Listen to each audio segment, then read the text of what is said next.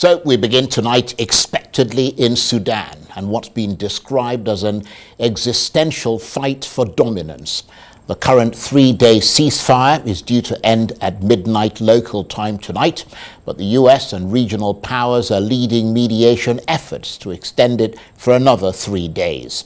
They want to achieve further calm to ensure the evacuation of foreign nationals and the creation of a humanitarian corridor between cities. More than 500 people have died in the power struggle between Sudan's army and the paramilitary Rapid Support Forces. With civilians caught in the crossfire, tens of thousands have fled the country. And alarmingly, we're now hearing that from the UN, that in the shadow of this war, a lot of other forces are exploiting the situation and are pursuing their own conflicts. So how did the military generals come to be pushed into the political scene in Sudan when so many civilians wanted only civilians at the forefront of the process? Or is there no way that the generals who have been controlling the state since the coup and therefore the means of violence could have been excluded? And what lessons can Nigeria learn from Sudan about the fragility of peace as this country emerges from a fractious election process which has left it thinly balanced on a knife edge? Well, for a start, Nigerians who are stuck in Sudan need to get out safely. Peace, every other thing being the same, should depart this evening to go to Aswan, and we are hoping that by tomorrow, every other thing being the same, by Friday, we should be able to have in the first set of evacuees arrive in Nigeria. Because there's a little challenge now. People are not coming. People who never registered are now just rushing to say, we want to go, we want to go. And a lot of them have settled there doing their businesses. A lot of them are businessmen there, and a lot of students, of course, and at this point in time, we're dealing with 5,500 students. Now, that is not the population. Some people are mixing it up. That is the number of students studying there. But in terms of Nigerians in Sudan, they run into millions. And I'm talking of, from what we have, almost 3 million. Well, it's a bit of a muddle, isn't it? Well, one Africa military expert who knows more than most about these things is the London-based international security analyst David Otto, who is a certified anti-terrorism specialist and is the Africa representative of the Global Anti-Terrorism Accreditation Board. And David Otto joins me now in the studio. David, thank you very much for coming in. Good to see you again. Thank you for having me, Jules. And we heard from Abike Dabiri there, who is the CEO of the Nigerians in Diaspora Commission, talking about how they are trying to get Nigerians out of that war zone safely in a country where there is no established humanitarian corridor, and Nigeria does not have the capacity to send warships or troops to protect its nationals or to force open an evacuation route. What sort of military challenge does that pose for Nigeria? Will it have to rely on one or the other of the warring parties to secure safe passage? I think it's a very challenging situation for most countries, not just Nigeria, but let's be Nigeria specific here. First of all, this is all about planning or lack of it. Most countries do have contingency planning, so you'd expect agencies like NEMA to liaise with the embassy staff in Khartoum, but also with the Foreign Office, the National Intelligence Agency, the NIA. They need to have a plan, in terms of intelligence, but also reaching out. So the president, for example, could have the ability to reach out to either of these parties, because, of course... well, apparently they are, according to the foreign minister. Yes, of course. They've been reaching they're reaching out to them. So you need to, first of all, have the authorization from both sides. So you would have to have someone speaking to General Dagalo of the Rapid Support Forces, and you also have to have someone speaking to Al-Boran of the Sudanese Armed Forces. You need to make sure that you have that authorization and clearance. And then, of course, you move towards your logistics, which is getting your embassy to work with, the Foreign Office, with NEMA. And then, you have a platform where you have Nigerians registering to make sure that you get the number of people that want to leave or the number of people that want to stay. So it's a whole lot, of a contingency plan that has to be put in place. But the question is, does Nigeria have the capacity to airlift or to evacuate? I think it does. I think one of the issues could be that there has been lack of planning. This was a war or a crisis that was not expected. So we can now see that, according to what the foreign minister said, that some Nigerians were evacuated, by Saudi Arabia. Perhaps they will be evacuated to Jeddah.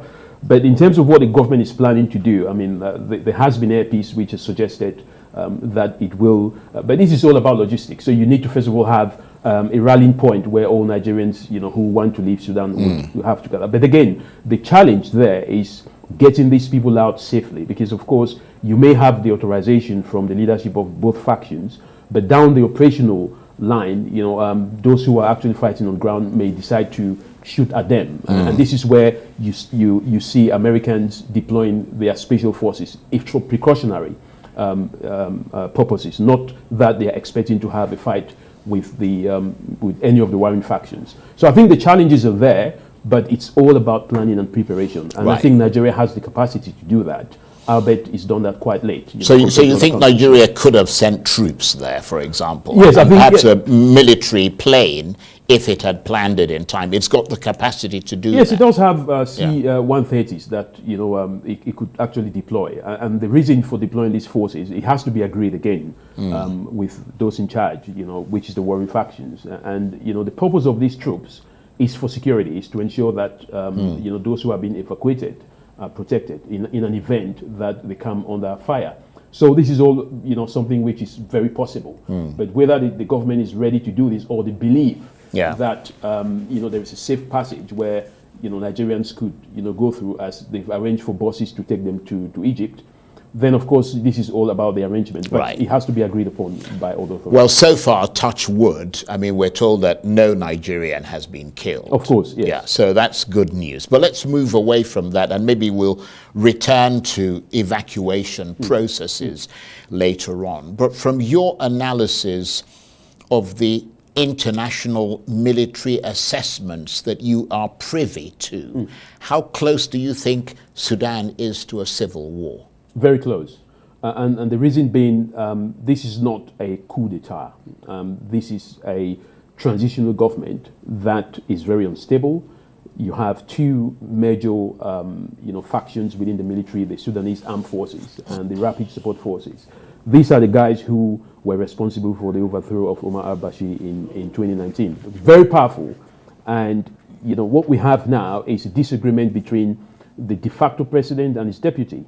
And with all the support that they have both nationally and internationally, I know that there is a very strong support from Saudi Arabia, to the Rapid Support Forces. There is also a very strong support from Egypt, because the outbreak of this conflict was simply because the Rapid Support Forces, the immediate cause was that the Rapid Support Forces wanted to flush out the Egyptians that were based in the north, in Marewa, and they were given an injunction, a 24 hours ultimatum to leave that area. And this is what broke out the war, which means there's a disagreement and there is some kind of a divided line in terms of the support that the Sudanese armed forces have, from Egypt, and perhaps the support that, other countries are giving to the Rapid Support Forces. So it is a very precarious situation, because now we do not have a government in place. You do have I know the Sudanese Armed Forces is calling the Rapid Support Forces as a militia. They are not a militia. They are an agency that was instituted by Omar al-Bashir in 2013.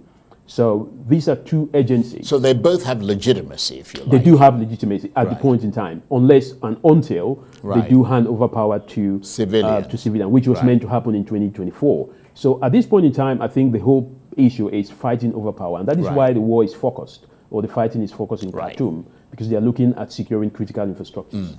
So how would you assess the military strengths of the two sides in this conflict, the Sudanese army and the Rapid Support Forces paramilitary group? Both of them, are very powerful. But, I spoke to a couple of people within Sudan, and they make it very clear that the advantage that the Rapid Support Forces have over the army is that they have incorporated other rebel groups that are not legally part of the Sudanese military structure. So they've incorporated a lot of other rebel groups that were signatories of the 2020 Juba Agreement, which involved both General Delgado and al-Burhan. So I think it's quite important to know that both of them do have, for example, the Rapid Support Forces are more powerful in terms of their, in terms of manpower. They have more men. The Sudanese army has the air coverage because they have most of the fighter jets. So it's a matter of, and this is where and why we're seeing a lot of destructions. Because while the military has the air power, the Rapid Support Forces have the ground force. So, when they penetrate within the cities, the military goes on the air to attack them. And this is where you see the indiscriminate destruction which has been taking place. So they are both powerful, and there is no way one will defeat the other on the battlefield. And this is why it is much more feared that we could have potentially a long-drawn civil war if both sides do not reconcile.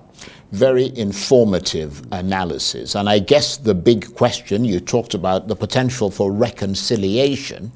The big question is, if they hold talks to end their fighting, who will agree to be subordinate to whom under a new dispensation? Do you see Hemeti working under Burhan or the other way around after this intense power struggle?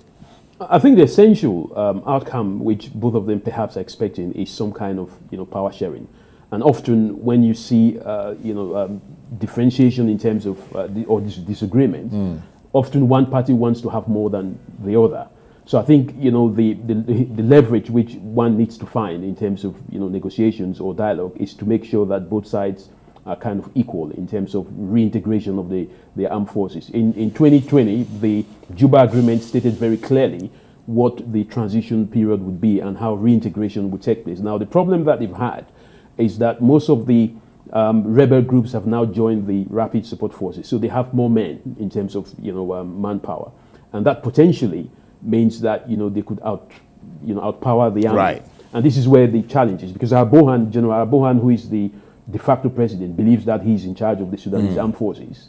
But his deputy, who has more men, believes that he should have more concession. This is where the difference is.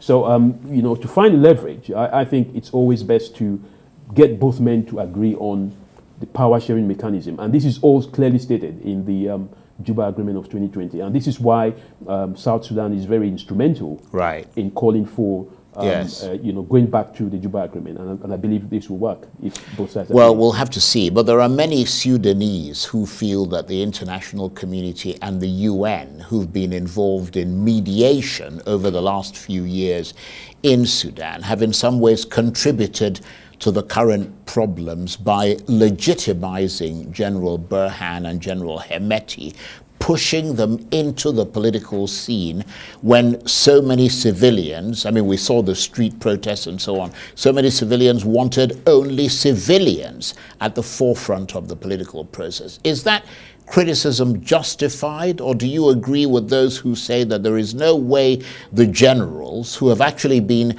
controlling the state since the coup, and therefore the means of violence, could have been excluded? I think people have a legitimate reason to talk about hypocrisy in terms of how the international community or the West has been looking upon the situation in Sudan. For example, the Sudanese armed forces, under General al-Burhan and the Rapid Support Forces, have committed loads of human rights atrocities.